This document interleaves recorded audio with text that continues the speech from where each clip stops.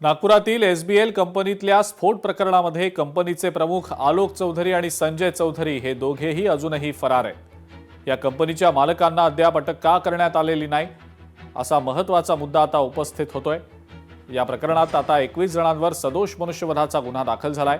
मात्र आतापर्यंत केवळ 11 जणांनाच अटक करण्यात आलेली आहे। या दुर्घटनेमध्ये 21 जणांचा मृत्यू झाला होता तर 13 जण गंभीर जखमी झाले होते।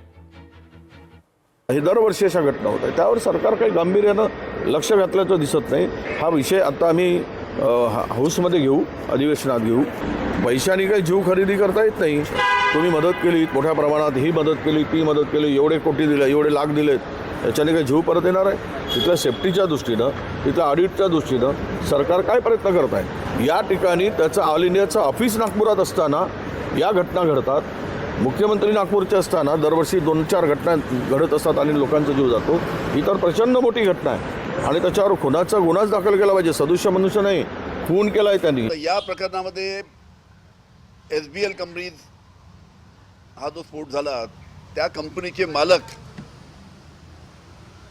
हे फरार आहेत, तर पोलिसांनी लवकरात लवकर त्यांना अटक केली पाहिजे। कारण की मूळ मालकाला जोपर्यंत पोलीस अटक करणार नाही तोपर्यंत बाकी या गोष्टीमध्ये ही तपास पुढे जाणार नाही। बाकी लोकांना अरेस्ट केलं, जवळजवळ 11 लोकांना अरेस्ट केलं, पण मालकाला सुद्धा पोलिसांनी लवकरात लवकर अटक करायला पाहिजे। नागपूरमधल्या एसबीएल कंपनीत झालेला स्फोट ही अत्यंत गंभीर घटना आहे असं वक्तव्य मुख्यमंत्री देवेंद्र फडणवीस यांनी केलेलं आहे। 19 कामगारांचा यात मृत्यू झालाय तर 17 जण गंभीर जखमी झाले होते। त्यामुळे कुणालाही पाठीशी घातलं जाणार नाही असं मुख्यमंत्र्यांनी आश्वासन दिलेलं आहे।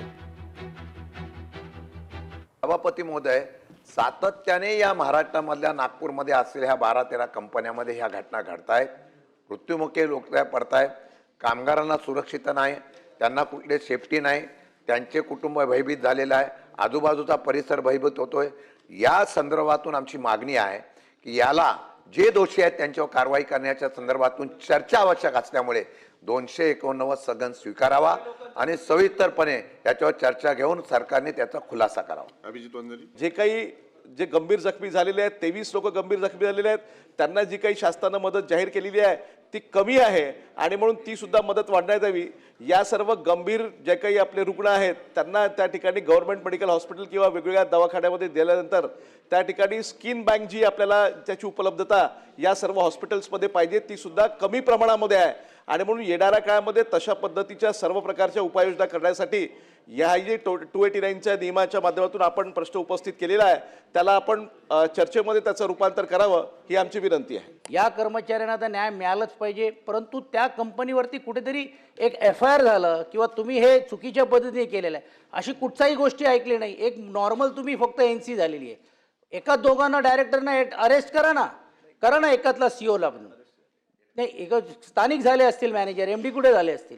म्हणून सभापती महोदय, ही लिस्टेड कंपनी आहे, ह्याचा परिणाम ते जे असलेले गुंतवणूक करणारे लोक ह्याच्यावर पण होणार आहे। म्हणून सभापती महोदय, या प्रश्नाचा गांभीर्य आपण घ्यावी। 289 होत नसेल तर कधीतरी वेगळी चर्चा तरी घडून आणावी आणि ओव्हरऑल या राज्याच्या या बाबतीतलं डिझास्टर स्टेट म्हणून किंवा एक्सप्लोसिव्ह स्टेट होऊन आपली ही भूमिका होता कामा नये सभापती, हे माझी आपल्या माध्यमातून विनंती आहे। जेवढे गंभीर कलम लावता येतील ते सगळे कलम लावून आपण FIR दाखल केलेला आहे। कारण काही गोष्टींचा निग्लिजन्स हा आपल्याला त्या ठिकाणी पाहायला मिळाला। नॉर्मली आपल्याला माहिती आहे की जर प्रायमा फेसी निग्लिजन्स नसेल तर पहिल्यांदा आपण ॲक्सिडेंटचा त्या ठिकाणी हे करतो आणि मग त्याच्यानंतर त्या संदर्भातली कारवाई करतो, पण यात काही प्रायमा फेसी निग्लिजन्स देखील हा पाहायला मिळालेला आहे। त्यामुळे ती कारवाई केली आहे। 21 लोकांवर FIR करण्यात आला आहे, 11 लोकांना अटक झाली आहे, ज्यात MDला पण अटक केली आहे। MDला पण आता या ठिकाणी अटक झालेली आहे। त्यामुळे कोणालाच पाठीशी घालण्याचा प्रश्न हा निर्माण होत नाही।